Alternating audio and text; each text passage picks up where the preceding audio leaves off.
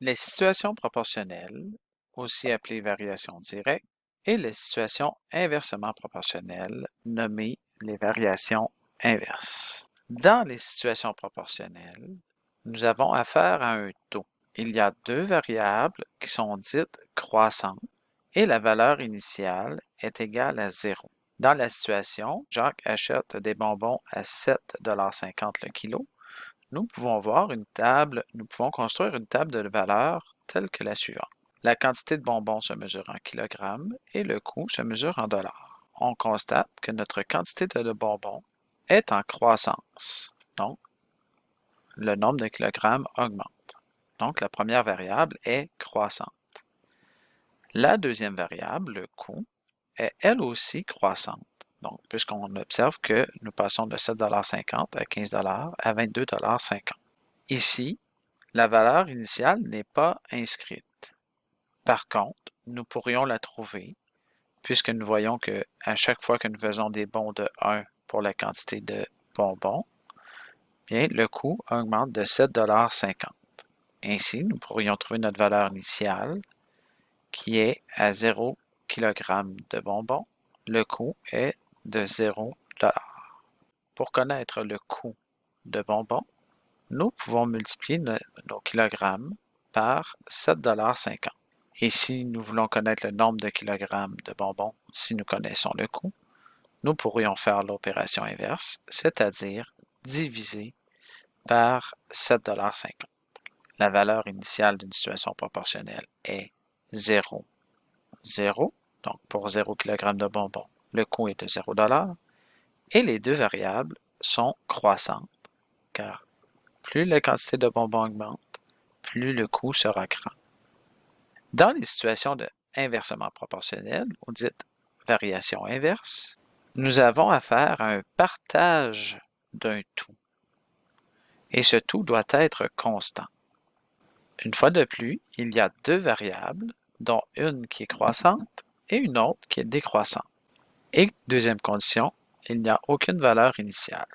Si nous avons affaire à la situation suivante, où on dit que Marc a payé 180 $ pour son abonnement au gym, nous pouvons construire cette table de valeurs.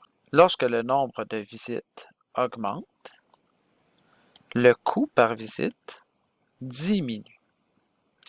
Ainsi, nous pouvons observer que nous avons une variable croissante, donc en croissance, le nombre de visites augmente, et le coût par visite diminue, décroissant.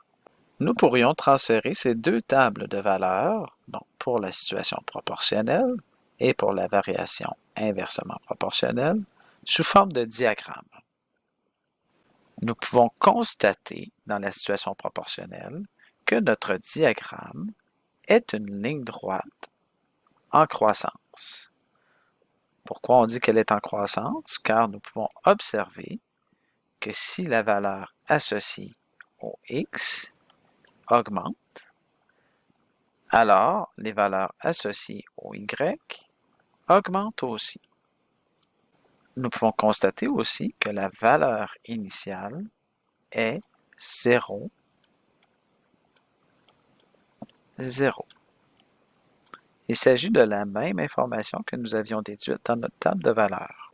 Et les points sont parfaitement alignés pour former une ligne droite.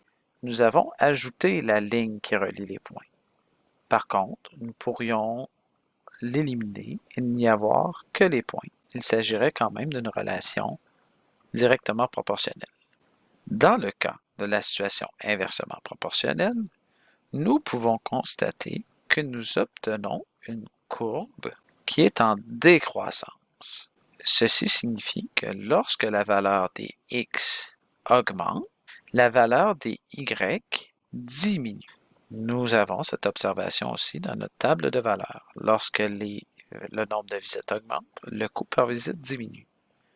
Donc, le x est associé au nombre de visites qui augmente et le coût diminue.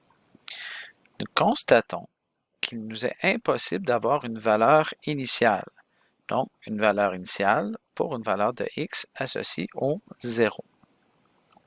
Il n'y a aucune intersection avec l'axe y. Dans la situation proportionnelle, il est possible de trouver un coefficient de proportionnalité. Pour y arriver, nous passons soit par le graphique ou par la table de valeurs. Ici, notre coefficient sera égal à 7,50 $ par kilogramme. Comment pouvons-nous y parvenir si nous n'avions que la table de valeurs? Bien, nous ferions tout simplement la division du coût par la quantité de bonbons. Le coût divisé par la quantité de bonbons. Si nous effectuons ce calcul, nous obtenons 7,50 divisé par 1, qui donne 7,50, 15 divisé par 2, qui nous donne 7,50, et 22,5 divisé par 3, qui nous donne 7,50 $. Et nous pouvons réécrire les unités de mesure de notre taux, donc 7,50 $ par kilogramme. Nous pourrions aussi calculer ce coefficient à l'aide des points de notre diagramme. Donc, nous voyons que le point numéro 2 a une valeur de 15, que le point numéro 3, il est un peu plus difficile, mais que le point d'une valeur de 4 a une mesure de 30. Donc, 30 divisé par 4 nous ramènera à 7,50 $. Pour ce qui est du produit constant, le mot produit signifie multiplication. Donc, dans ce cas-ci, nous allons multiplier le nombre de visites par le coût par visite afin de trouver le coût total. Le nombre de visites multiplié par le coût par visite. Donc, une visite multipliée par 180 donne 180. Deux visites multipliées par 90 donne une fois de plus 180. Trois visites multipliées par 60 donne une fois de plus 180.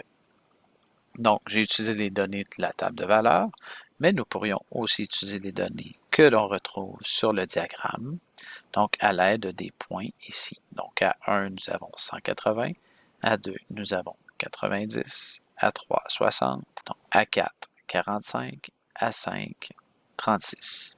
Et nous obtiendrons la valeur de 180.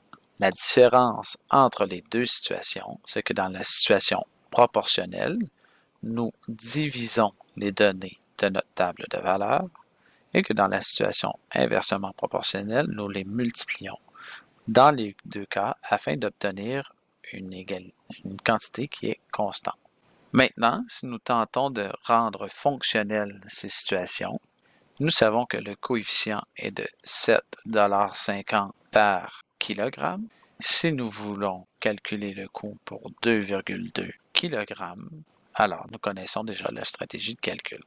Ou nous pourrions utiliser notre coefficient de proportionnalité et faire 2,2 kg fois notre 7,50. Ce calcul nous est dicté par notre relation que nous avions inscrite dans notre table de valeurs. Donc, les kilogrammes multipliés par 7,50 pour avoir le coût. Ce sera la même idée si nous connaissons le coût de bonbons et que nous voulons trouver la quantité. Nous pourrions réécrire notre proportion. 7,50 $ pour 1 kg. Nous avons 9,75 $ et nous cherchons notre quantité manquante. Ou, une fois de plus, à l'aide de notre relation dans notre table de valeurs, nous voyons que si nous connaissons le coût, nous pouvons diviser par 7,50 et nous obtiendrions notre quantité, 9,75 divisé par 7,50. Pour ce qui est de la situation de proportionnalité, puisque nous connaissons le coût total par visite, nous avons tout simplement à utiliser ce coût total, notre 180 $. Si nous avons fait 50 visites, nous le divisons par 50 et nous allons obtenir 3,50 $ par visite.